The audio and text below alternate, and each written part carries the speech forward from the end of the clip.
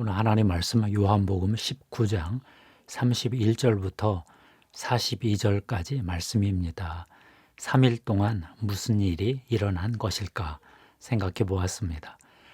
결혼식보다 장례식에 가라는 말이 있습니다. 초상집에 가는 것이 잔치집에 가는 것보다 나으니 모든 사람의 끝이 이와 같이 됨이라. 전도서 7장 2절 말씀이지요. 그러나 장례식장에 가는 것은 쉽지 않습니다. 왜 그럴까요? 장례식장은 죽음의 무게로 우리 마음을 누르는 힘이 있습니다. 안 갈 수도 없고 마음은 눌리고 그러다 보니 강한 의무감이 아니면 가기 힘들지요. 오늘 본문은 예수님 장례식에 대한 얘기입니다. 예수님은 오전 9시에 십자가에 못 박히시고 오후 3시에 돌아가셨습니다. 유월절을 준비하는 유대인들이 빌라도 총독에게 예수의 시체를 빨리 치워달라 요청했습니다. 아리마대 사람 요셉과 니고데모가 나섰습니다. 아리마대 요셉이 빌라도에게 가서 예수님 장사를 허락받았습니다. 19장 38절인데요. 아리마대 사람 요셉은 예수의 제자이니 유대인이 두려워 그것을 숨기더니 이 일 후에 빌라도에게 예수의 시체를 가져가기를 구하매 빌라도가 허락하는지라. 이에 가서 예수의 시체를 가져가니라. 니고데모도 급히 모략과 침향 100리트라를 가지고 왔습니다. 34kg이라니 보통 사람의 장례에 쓰기에는 과도하게 많은 양입니다. 니고데모가 급한 마음에 덜어낼 겨를도 없이 그냥 가져온 듯합니다. 요셉과 니고데모의 종들 몇 명, 막달라 마리아를 비롯한 몇몇 여인, 그들이 장례식에 참석한 것 같습니다. 유대인의 장례법대로 예수의 시신을 향품과 함께 세마포로 싸서 골고다에서 가까운 무덤, 아리마대 요셉이 준비한 새 무덤에 장사 지냈습니다. 적은 무리가 지극히 간소화된 장례를 치른 거죠. 인간은 죽음을 두려워합니다. 본능적으로 죽음을 두려워하지요. 가끔 죽음에 대한 공포를 줄여주기 위한 책이 출판됩니다. 2018년 서울대 의대 정현채 교수가 우리는 왜 죽음을 두려워할 필요가 없는가라는 책을 썼습니다. 죽음은 벽이 아니라 문이다. 소멸이 아니라 옮겨가는 것이다 했습니다. 임사체험, 근사체험의 자료를 근거로 죽음을 두려워할 필요가 없다고 말씀했습니다. 심폐소생술을 통해 죽었다가 다시 살아나는 분 중 대략 10%, 25% 정도가 임사체험을 한다고 하는데요. 몸이 자유로웠어요. 너무나 아름다운 광경에 완전히 압도당했어요. 그러다가 제가 몸 안으로 다시 들어왔고 그때부터 극심한 고통이 느껴졌고 몸이 무겁고 굉장히 아팠어요. 전형적인 임사체험 간증이죠. 그런데 이런 책을 읽어도 죽음은 여전히 두렵습니다. 같이 있던 분이 한순간에 시야에서 사라집니다. 화장 후 남은 골분을 보며 우주의 원소로 돌아갔다고 생각해 보아도 석연치 않습니다. 죽으면 그것으로 다 끝이라고 우겨 보아도 마찬가지입니다. 범신론, 천지인합일 등 온갖 철학과 사상을 동원해 봐도 죽음의 공포는 여전히 남아 있습니다. 인간은 왜 그렇게 죽음을 두려워할까요? 죽을 수밖에 없다면 받아들이면 그만인데요. 왜 그렇게 두려울까요? 우선 죽어도 남아있을 것 같은 영혼의 문제 때문인 것 같습니다. 몸에서 빠져나온 내 영혼은 어찌 되는 것인가 고민이 됩니다. 여기에 지옥에 대한 두려움이 추가됩니다. 영원한 지옥이 있으면 어쩌나 보통 심각한 상황이 아니지요. 다신교를 믿는 힌두교만 지옥을 믿는 것이 아닙니다. 무신론 기반의 불교도 지옥을 인정합니다. 이슬람도 지옥을 말합니다. 무속, 샤머니즘도 저승에 대해 말하지요. 그러나 성경만큼 지옥에 대해 명확하게 말하는 종교 경전이 있을까요? 예수님은 산상수훈에서부터 지옥 얘기를 하셨습니다. 마태복음 5장 22절인데요.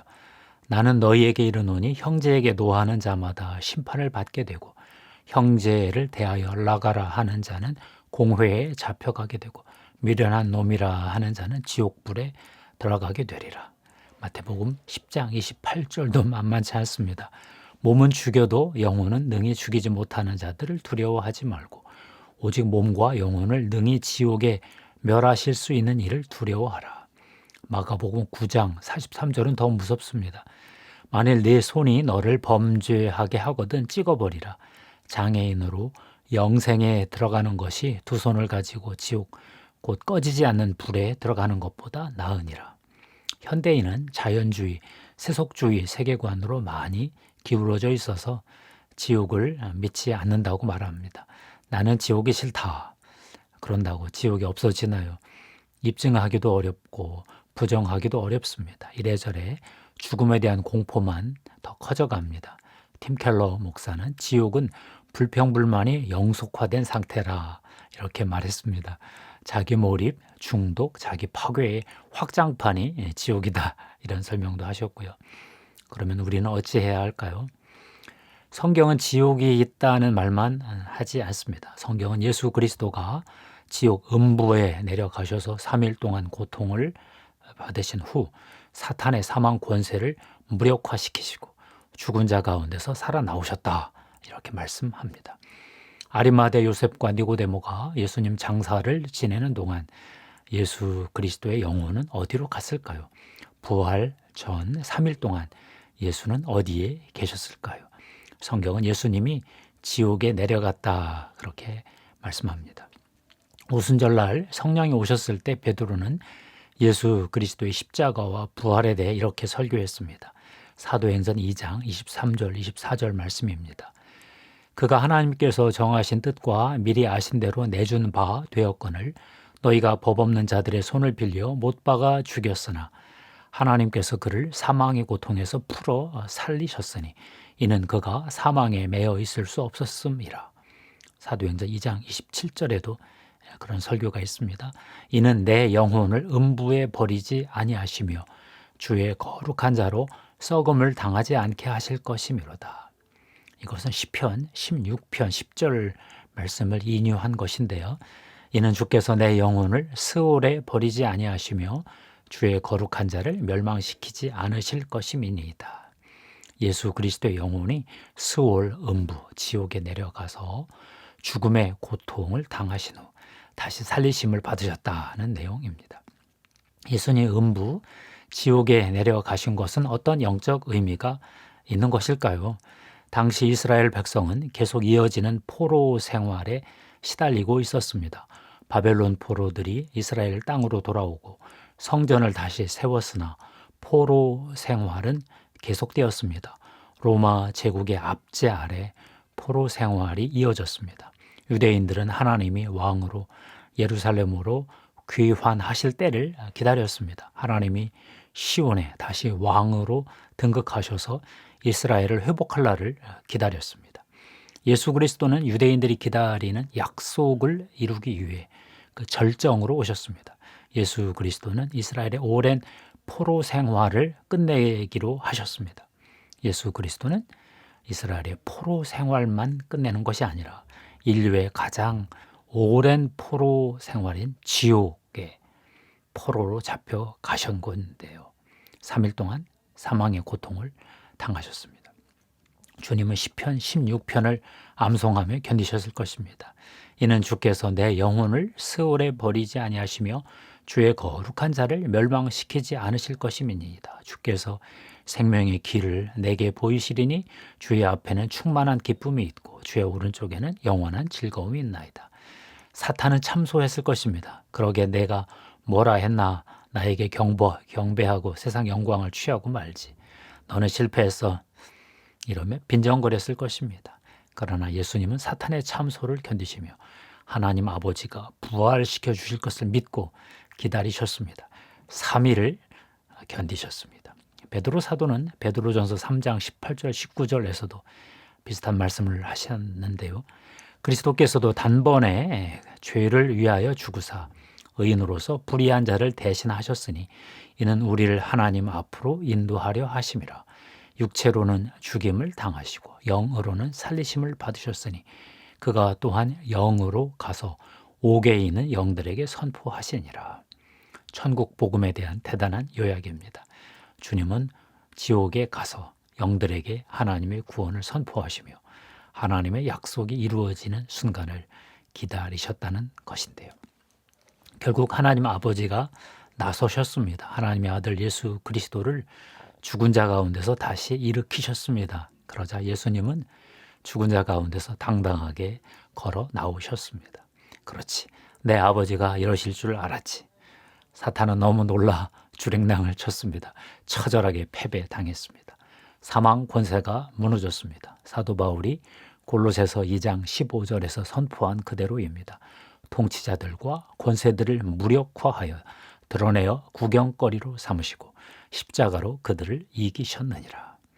사도 바울도 고린도전서 15장 51절 55절에서 부활의 복음을 선포했습니다. 보라, 내가 너희에게 비밀을 말하노니 우리가 다 잠잘 것이 아니요 마지막 나팔의 순식간에 호련히 다 변화되리니 나팔 소리가 나매 죽은 자들이 썩지 아니할 것으로 다시 살아나고 우리도 변화되리라.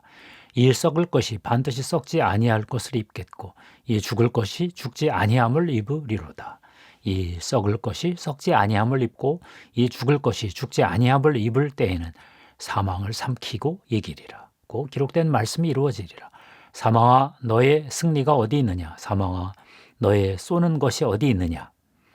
이 부활의 계시를 받으면 천국의 영생의 복을 누릴 수 있습니다. 더 이상 지옥의 공포에 시달리지 않고 천국의 영생의 복을 누릴 수 있게 됩니다. 언제부턴가 남은 인생의 시간을 계산해 보며 살기 시작했습니다. 인생이 너무 빠르게 지나갑니다. 아쉬웠습니다. 하나님, 내 인생이 얼마나 남았을까요? 20년, 30년 이런저런 상상을 하는데 주님이 갑자기 말씀을 주셨습니다. 천국을 향하여 빠르게 직진하라. 지나가는 시간을 아쉬워하지 말고 천국 보좌를 향하여 직진하는 인생을 살아라. 맞는 말씀이었습니다. 이왕 지나가는 인생입니다. 이 땅에서 천국의 모형을 건설하며 사는 인생입니다. 그러니 더 빠르게 가보자는 생각이 들었습니다.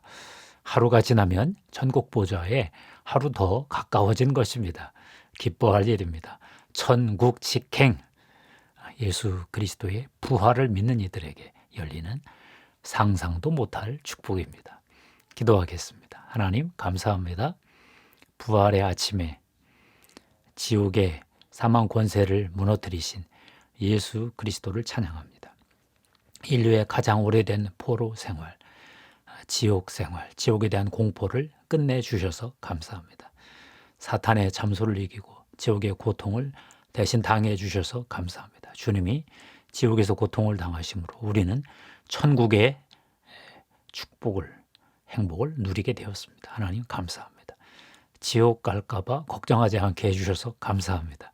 천국 보좌로 직행하게 해주셔서 감사합니다. 예수 그리스도의 십자가의 보혈의 피를 우리 성도들에게 뿌리고 덮습니다. 성령님, 영생의 축복으로 기름 부어 주시옵소서. 천국 보좌의 영광의 기름 부음으로 부어 주시옵소서. 우리 구주 예수님의 이름으로 기도합니다. 아멘.